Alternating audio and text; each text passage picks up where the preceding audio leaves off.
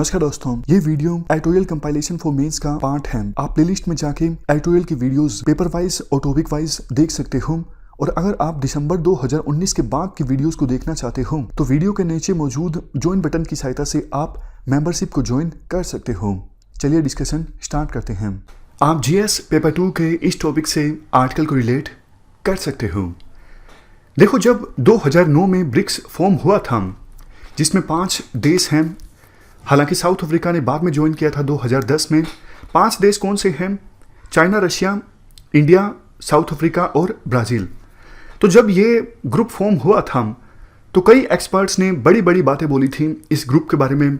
जैसे ये जो ग्रुप है ये साउथ साउथ कोऑपरेशन को प्रमोट करेगा, मतलब डेवलपिंग कंट्रीज के बीच कोऑपरेशन इस्टाब्लिश करेगा, ये अल्टरनेटिव वर्ल्ड ऑर्डर इस्टाब्लिश करेगा और वेस्टर्न कंट्रीज की डोमिनेंस को भी खत्म करने का काम करेगा ये ग्रुप। समझ गए?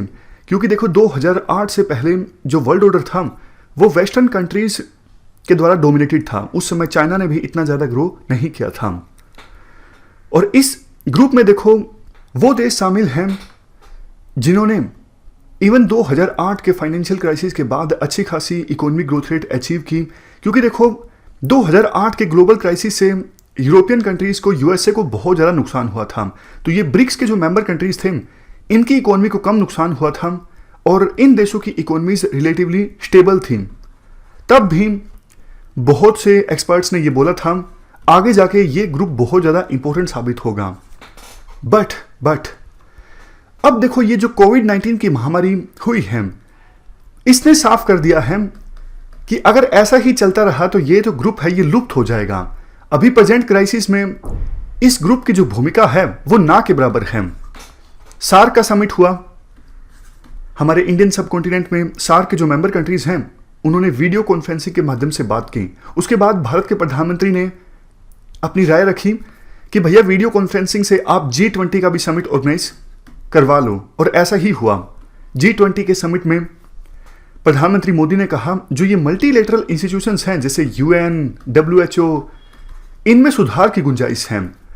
बट क्या आपने ब्रिक्स का समिट देखा? क्या आपने ऐसी कोई न्यूज़ सुनी कि ब्रिक्स के मेंबर कंट्रीज ने वीडियो कॉन्फ्रेंसिंग से बात की हो या फिर ब्रिक्स ने कोई इनिशिएटिव लिया हो इस महामारी से निपटने के लिए? नहीं, ऐसा कुछ नहीं हुआ। तो देखो, जब इतने गंभीर क्राइसिस हैं पूरे वर्ल्ड में तो ब्रिक्स ग्रुप की कोई भूमिका है ही नहीं। तो इससे ब्रिक्स की रेलेवेंस पर बहुत सारे क्वेश्चंस उठते हैं।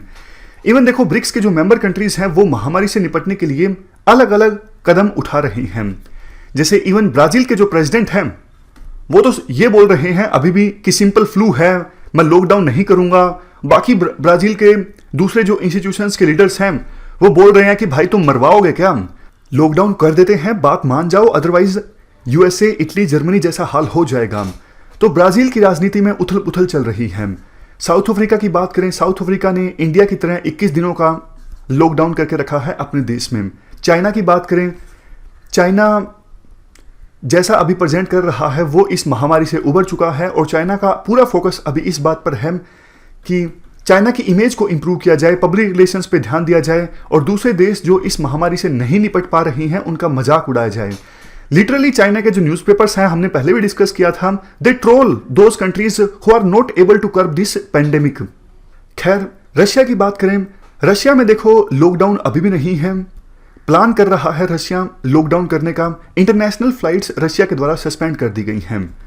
और इंडिया की बात करें, इंडिया के गवर्नेंस के इतिहास में सबसे मुश्किल डिसीजन अभी गवर्नमेंट को लेना है कि 14 अप्रैल के बाद क्या किया जाए। तो ये ब्रिक्स के मेंबर कंट्रीज की सिचुएशन है। बट क्या ब्रिक्स के मेंबर कंट्रीज के बीच कोई कोऑपरेशन देखने को मिल रहा है? नहीं, कोई कोऑपरेशन देखने को नहीं मिल रहा है। इवन देखो, पहले जब भी इस प्रकार की महामारियां फैली हैं तो उनको यूएन के मंच पर डिस्कस किया गया है। जैसे इबोला जब फैला था तो इबोला को भी डिस्कस किया गया यूएन के मंच पर। बट कोविड-19 जिसकी शुरुआत चाइना से हुई, इसको यूएन के मंच पर डिस्कस नहीं किया जा रहा है। क्यों? क्योंकि चाइना को डर लगता है कि अगर इसको यूएन के मंच पर डिस्कस किया जाएगा तो हमारी भूमिका पर सवाल उठेंगे। इसलिए चाइना ने अपनी वीटो पावर का इस्तेमाल किया और इस इशू को नहीं डिस्कस होने दिया यूएन के मंच पर। और देखो ध्यान देने वाली बात यह है, जब चाइना ने अपनी वीटो का इस्तेमाल किया कोविड-19 के बारे में डिस्कशन को ब्लॉक करने से, तो उस समय रशिया, साउथ अफ्रीका, इन देशों ने भी चाइना का समर्थन किया। अगर देखो ये इशू डिस्कस होता यूएन के मंच पर, तो कम से कम कुछ अच्छे सजेशंस भी आते ना कि डब्ल्यूएचओ में कैसे रिफॉर्म्स लाए जाएं। डब्ल्यूएचओ की जो भूमिका है वो बहुत ही खराब रही है इस क्राइसिस में। यही तो लक्ष्य था। याद कीजिए शुरुआत में हमने क्या डिस्कस किया था कि ब्रिक्स का ऑब्जेक्टिव क्या है। ब्रिक्स का एक ऑब्जेक्टिव ये भी है ना कि वेस्टर्न कंट्रीज की डोमिनेंस को खत्म करना, एक अल्टरनेटिव वर्ल्ड ऑर्डर प्रेजेंट करना।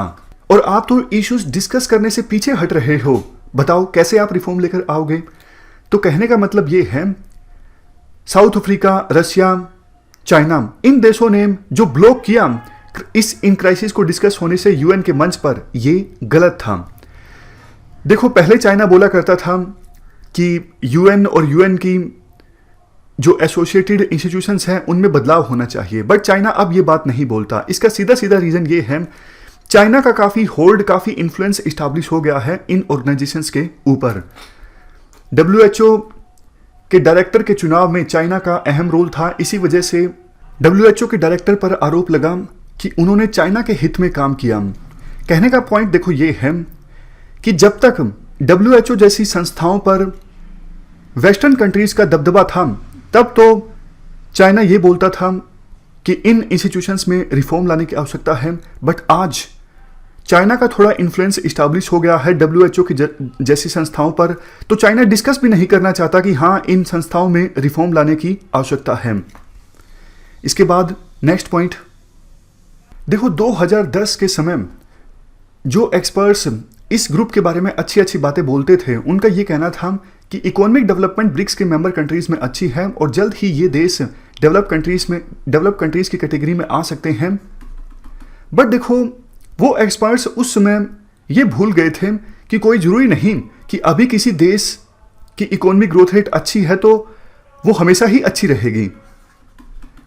जैसा जैसा हम आगे बढ़े, ब्रिक्स के मेंबर कंट्रीज में भी इकोनॉमिक ग्रोथ रेट कम हुई, स्लो डाउन देखने को मिला। अगर देखो इन कंट्रीज में ही स्लो डाउन आ गया तो नींव ही हिल गई, मतलब ब्रिक्स के फॉर्मेशन की। समझ गए? मतलब ये देश वो देश थे ना जिनकी इकोनॉमिक ग्रोथ रेट अच्छी खासी थी, लेकिन अब इन देशों में भी इकोनॉमिक ग्रोथ रेट कम हो गई, तो कैसे ये ग्रुप, ये देश बाकी ग्रुप से अलग हो गए। जो चीज इनको अलग कर रही थी वो तो खत्म ही हो गई। अब तो सिर्फ एक चीज है कि ये जो ब्रिक्स के मेंबर कंट्रीज हैं, अपने अपने रीजन्स में इनकी इकोनॉमी का साइज बड़ा है। इसके अलावा ब्रिक्स के मेंबर कंट्रीज के बीच कोई दूसरी बड़ी सिमिलरिटी नहीं देखने को मिलती है। इवन विवाद भी देखने को मिलता है ब्रिक्स के मेंबर कंट्रीज के बीच, जैसे इंडिया, चाइना, ब्राजील और चाइना के रिलेशन फिलहाल कोई बहुत ज़्यादा अच्छे नहीं हैं।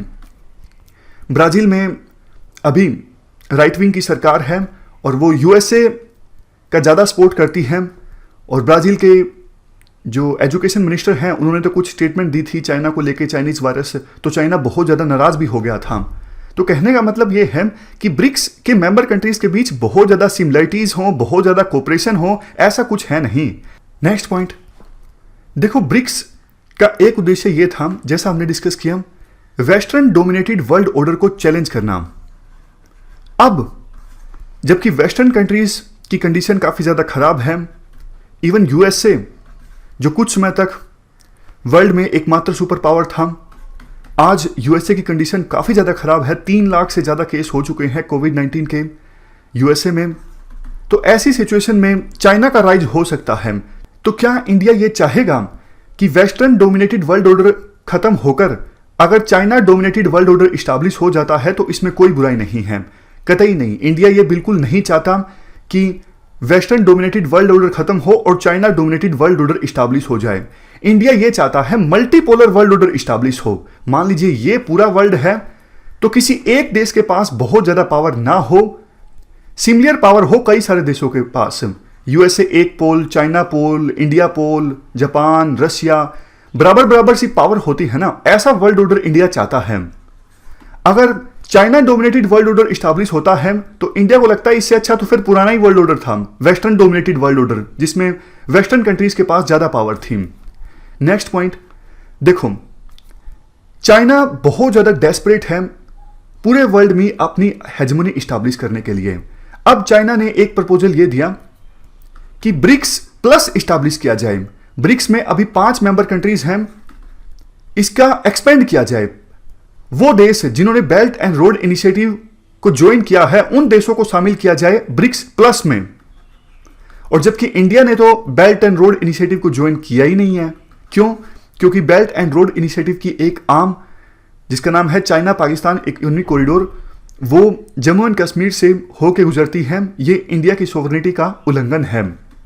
तो क्या इंडिया इस प्रपोजल को एक्सेप्ट करेगा कि ब्रिक्स प्लस इस्टेब्लिश किया जाए? 5 ब्रिक्स के मेंबर कंट्रीज के अलावा वो देश शामिल हों ब्रिक्स प्लस में जिन्होंने बेल्ट एंड रोड इनिशिएटिव को ज्वाइन किया है? नहीं, इंडिया ब्रिक्स प्लस का समर्थन नहीं करेगा। देखो, आने वाले 10 साल जो हैं वो ब्रिक्स के लिए काफी ज्यादा इंपॉर्टेंट साबित होने वाले हैं। ब्रिक्स अपनी रेलेवेंस बरकरार रख पाता है या फिर नहीं। अगर देखो ब्रिक्स को रेलेवेंट बने रहना है तो ब्रिक्स को अपने इंस्टीट्यूशंस को बेहतर ढंग से इस्तेमाल करना होगा जो पिछले 20 सालों में इस्टेब्लिश किए गए हैं। जैसे देखो न्यू डेवलपमेंट बैंक, ये 2014 में इस्टेब्लिश किया गया था। ये बैंक कई सारे multilateral financial institutions for example world bank से कोलैबोरेट कर सकता है ग्रीन एनर्जी इनिशिएटिव को सपोर्ट करने के लिए। ये बैंक रिसर्च सेंटर्स सेटअप कर सकता है जो फोकस करेंगे सस्टेनेबल डेवलपमेंट गोल्स को अचीव करने में। इसके अलावा ब्रिक्स की प्रायोरिटी हो सकती है हेल्थ रिसर्च पर फोकस करके डेवलपिंग कंट्रीज में काफी ज्यादा अच्छा काम ब्रिक्स के द्वारा किया जा सकता है, ब्रिक्स के इंस्टीट्यूशंस के द्वारा किया जा सकता है। ना सिर्फ डेवलपिंग कंट्रीज बल्कि लीस्ट डेवलप्ड कंट्रीज भी।